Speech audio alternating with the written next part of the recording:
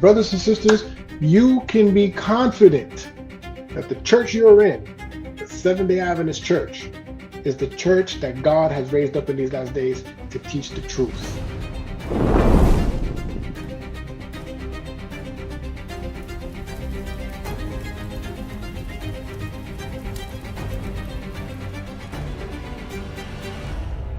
One of the verses that we mentioned is in Revelation chapter 14. Now, let's revisit this verse, but before I try to explain this verse by going elsewhere in the Bible, I want to look at the context and the words that are being used very carefully. Okay, here we go. Revelation chapter 14. And I'm going to read the verse that is typically used by the critics. Now, you've probably heard this verse, so those of you who are commenting and listening in, that is very, very popular amongst those who believe in eternal torment. The verse says, Revelation 14, verse 11. In fact, I'll read verse 10 for some context and then verse 11. And it says, and I'm reading from the New King James, by the way. It says, he himself shall also drink of the wine of the wrath of God, which is poured out full strength into the cup of his indignation. I know the New King James is a little bit different.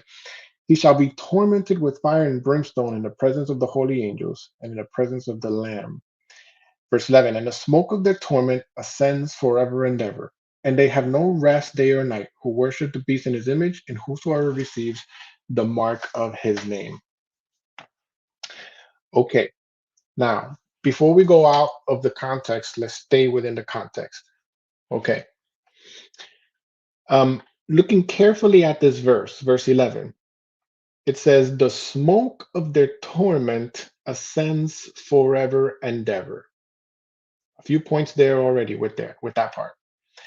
The smoke of their torment ascends. It doesn't say that the smoke of their tormenting or the consistent torment taking place forever and ever. Just that the smoke of that torment ascends forever and ever. Now we believe as Seventh-day Adventists that the fire that is coming down from the presence of God to destroy the wicked comes from the presence of God because it is God's own fire. He's raining that fire upon the earth. Okay, according to Revelation chapter 20, this is what's happening. Then the earth is made brand new. So evidently, those burning on the earth are not going to continually burn forever and ever because the earth is going to be made brand new. Matter of fact, Peter says that the elements shall melt away with a fervent heat. So we know the smoke goes on forever because the fire from which the smoke comes from is an eternal fire. So we believe that already. Now, the next part is the part that causes a bit more confusion for people. It says, and they have no rest day or night. And so according to that section, people say, well, you see, the wicked, they're in that fire constantly burning, and the burning never ends. Jason, do you remember the point you made about that last time in the last video that we Yeah. did? That section? Yeah. So basically, when we talked about all the other verses, we know that the wicked are going to be completely destroyed. So what does it mean that they have no rest day or night? Well, if we understand that they're going to be destroyed, that means they're not going to have relief from, the result of this torture that they're getting. So it's just going to burn them up Right, completely. right. It Yeah. doesn't say they have no rest day or night throughout eternity. It just says that they have no rest day or night, comma, who worship the beast in his image. I think what people are doing is they're inserting that based on the first clause of the sentence, they're inserting the word forever after the second clause. But that's not what it says, right? They have no rest day or night until the destruction has taken place. Because the Bible says that the wicked will be destroyed, they'll be put to ashes, according to Malachi chapter 4.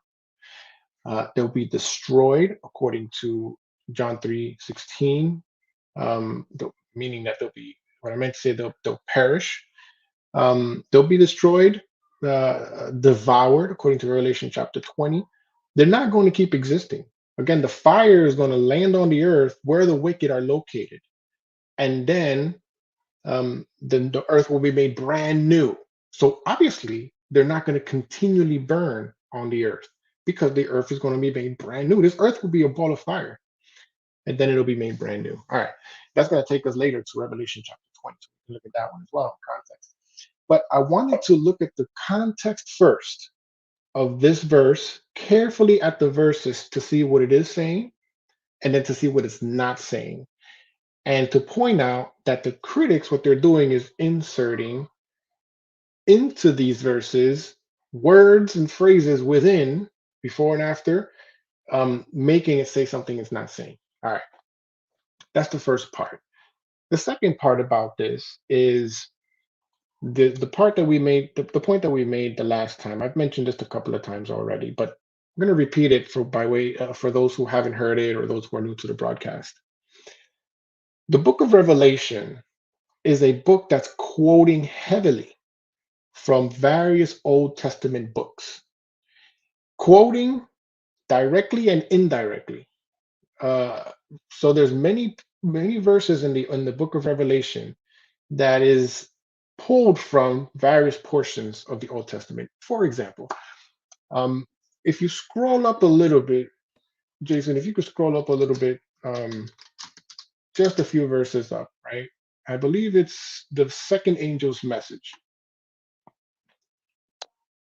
So right there, verse 8. And another angel followed, saying, Babylon is fallen, that great city, because she has made all nations drink of the wine of their wrath for fornication. All right. Now let's compare that to something. Go to Isaiah chapter 21, and we're going to read verse 9. And look, here comes a chariot of men with a pair of horsemen. Then he answered and said, Babylon is fallen. You see that? And all the carved images of her gods he has broken to the ground. All right, go to Jeremiah chapter 51 now. And we're going to read from chapter 51, verse 8. Notice what it says. Babylon is suddenly, what's the word there? Fallen. Babylon is suddenly fallen and has been destroyed. What did we just see here? This is just one example of many. The book of Revelation quotes from various portions of the Old Testament, mostly from Isaiah, Jeremiah, and it even quotes in some portions from Ezekiel and some of the minor prophets as well. Therefore, what we need to do in order to understand what's happening in Revelation is we need to go to where John is taking this from to have a better understanding of what he's talking about. So let me explain.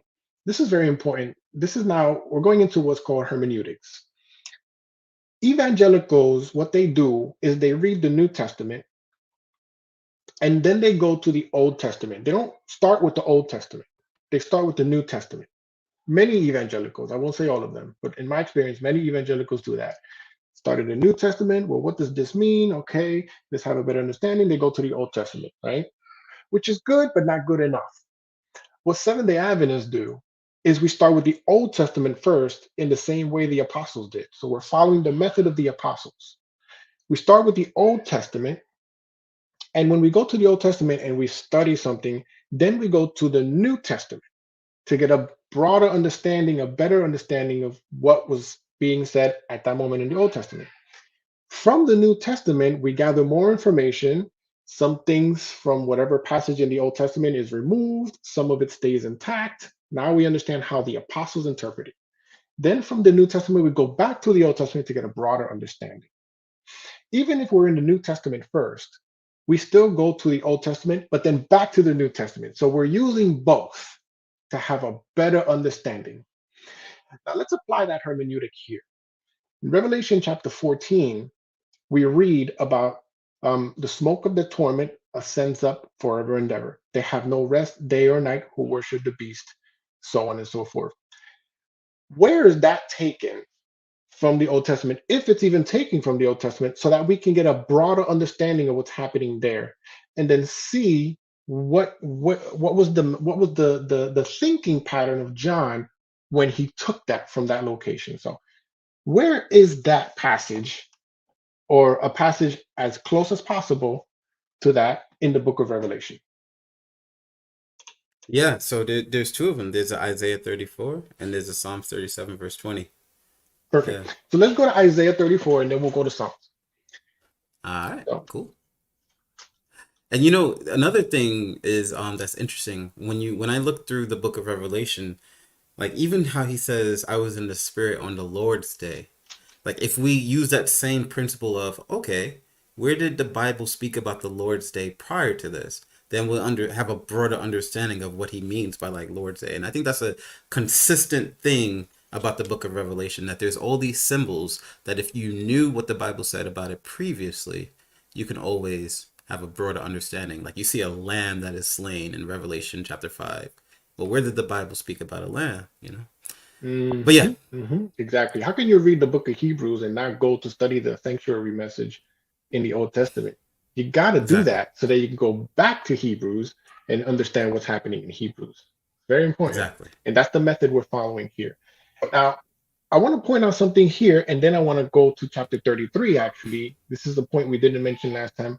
Well, we did, but we didn't connect it. So I want to do that here too. But first, notice where I believe John is quoting from. In Isaiah 34, verse 9 and 10 says, its stream shall be turned into pitch. And we'll look at the context in just a few moments.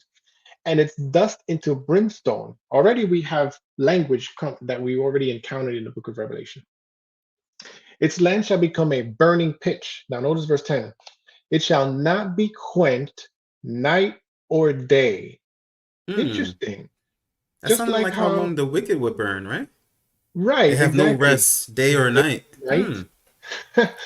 Its smoke shall ascend forever. Wow, where did we read that? Hmm. Smoke of their torment ascends up forever and ever. Hmm. From generation to generation it shall lie waste. No one Wow. shall pass through it forever and ever. Where did we read that from? The smoke Hmm. of their torment ascends up forever and ever. Here we have where John, who saw the vision, right? Where John is quoting from, right here in verse 10. And I think there's another passage in Psalms that we're going to see as well. Now, that being said, we found where he's quoting from. Now let's look at the context of this particular passage. Okay, scroll up a Hmm. bit and go to verse 6. Now, it's better. We're not going to do this. You can do this on your own to go all the way to verse 1 because this is indignation to all nations. But specifically, verse 6 mentions two particular nations. So verse 6 says, it says, the sword of the Lord is filled with blood. It is made overflowing with fatness, with the blood of lambs and the goats, with the fat of the kidneys of rams. For the Lord has a sacrifice in Basra and a great slaughter in the land of Edom or Edomudia, depending on what version you're reading. So God is using sacrificial language here, speaking to the Jews who are familiar with that practice, as that's what they were doing, sacrifices, to explain how he's going to sacrifice the land of Basra and Edom. Basically, he's going to kill them, he's going to destroy them. But not just the land and not just the people, even the animals there are gone. Verse 7, the wild oxen shall come down with them, and the young bulls and the mighty bulls, their land shall be soaked with blood, and their dust saturated with fatness. For it is the day of the Lord's vengeance, the year of recompense for the cause of Zion. Its stream shall be turned into pitch, and its dust into brimstone. And we read on, so on and so forth. So, what we're seeing here is a complete and total destruction, if I dare say, an annihilation of these two nations. But then what we have in verse 11 and onward is a restoration of the land because suddenly you find that there are living animals there again. But the pelican and the porcupine shall possess it. Also, the owl and the raven shall dwell in it. And you can just continue reading so you see. It's very similar to what we're seeing in the book of Revelation. The fire comes down from heaven, lands on the earth. People, the wicked and everything in it, animals and everything are completely destroyed, annihilated. But then there's a restoration, just like we're reading here. So not only is John quoting from here, but he's also following the theme. There's a thematic parallel between Isaiah 34 and what we read about in the book of Revelation. There's a parallel between the words and the verses, and a parallel between the theme of both.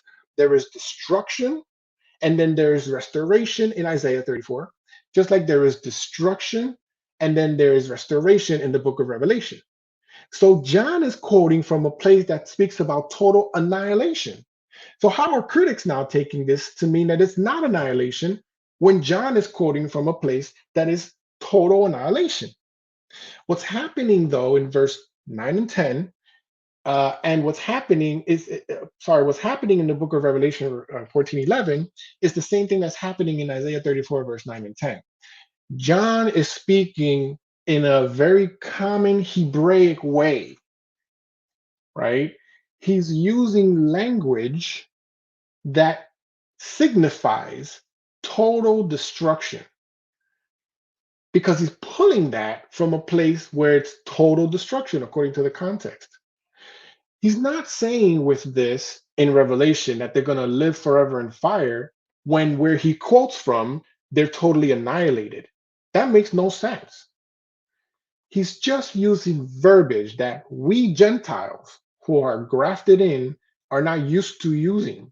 We wouldn't go around saying, if we mean that someone's going to be annihilated, that they're going to enter into the flames and burn forever and ever, because we have a very literal way of thinking.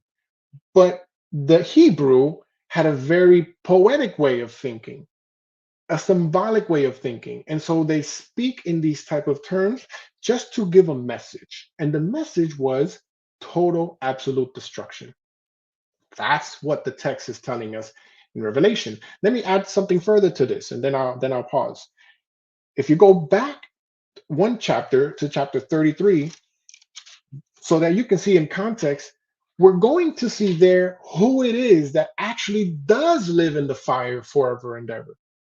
The critics say, by not understanding Revelation 14:11, that it's the wicked, but look what who Isaiah says is going to live in the fire forever and ever, from where John is quoting from the prophet John is quoting from. In Isaiah 33, verse 14 and 15, tells us who will dwell in the fire forever. Notice what it says. The sinners in Zion are afraid.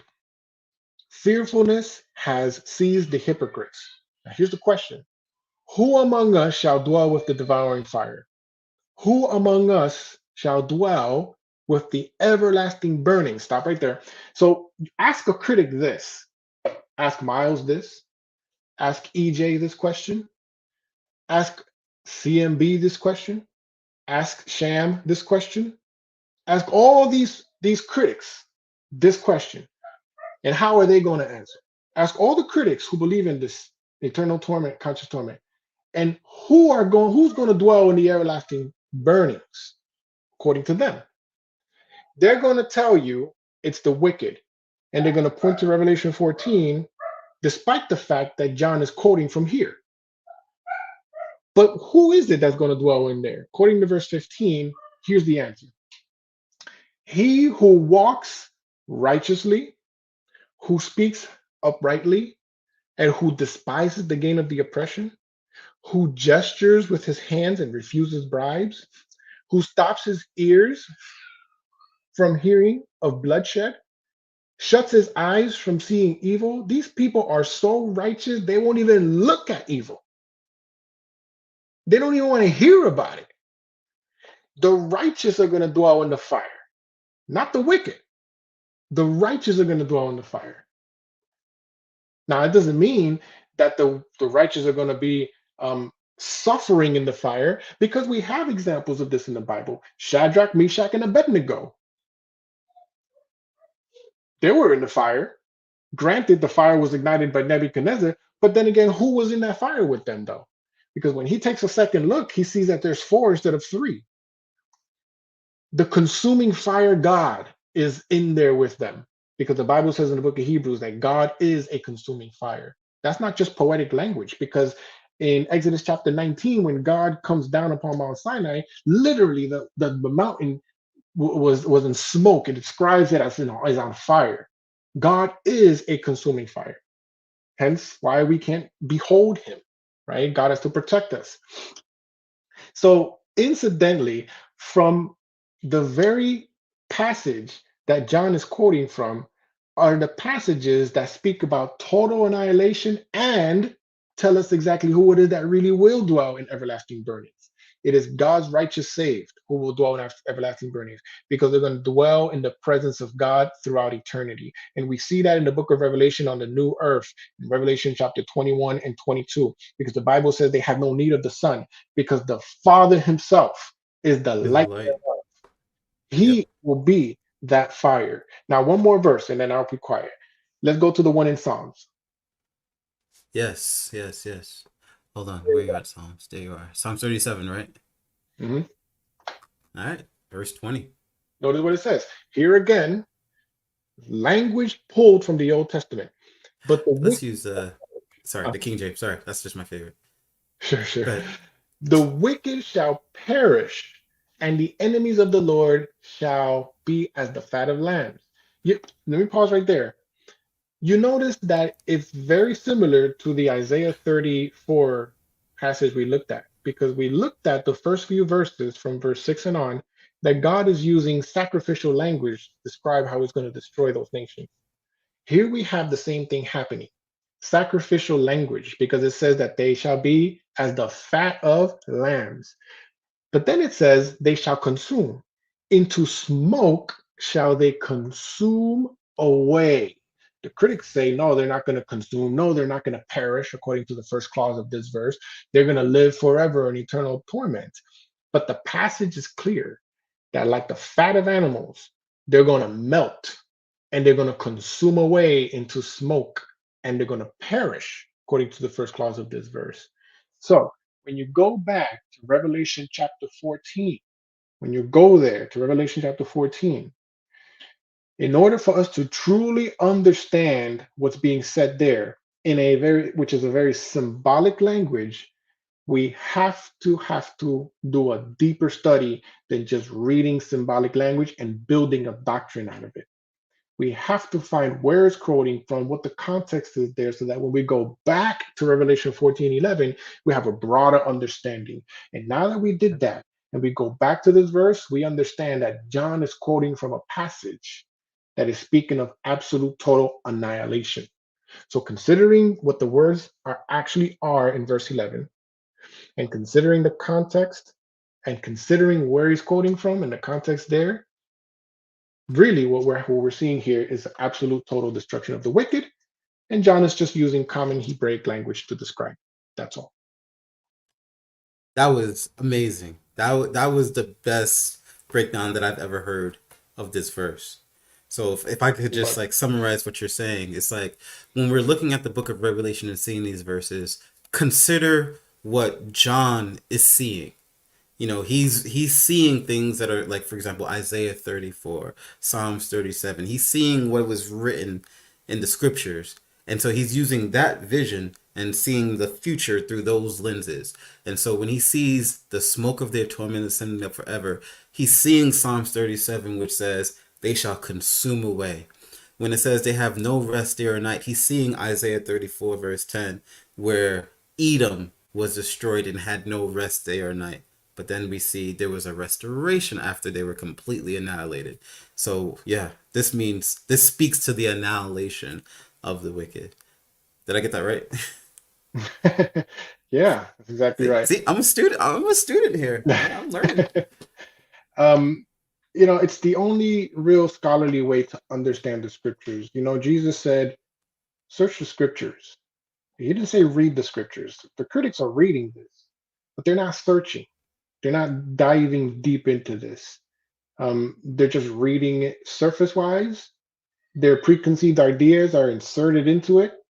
Wow, it says smoke of the torment forever and ever. Wow, they have no rest. And so it establishes that preconceived idea instead of studying deeply into the text, like Paul tells us to do and Jesus said to do.